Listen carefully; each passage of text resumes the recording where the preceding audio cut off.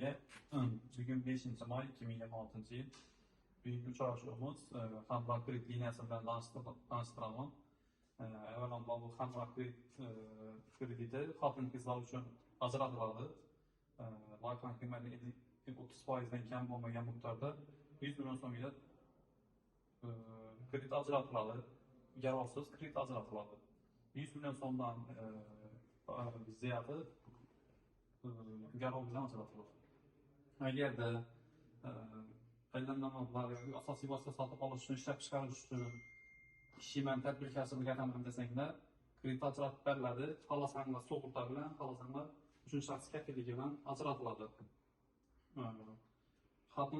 Hamroh xotin-qizlar tadbirkorlik qo'llab-quvvatlash kompaniyasi MCHdan jalb qilingan mablag' hisobidan moliyalashtiriladi.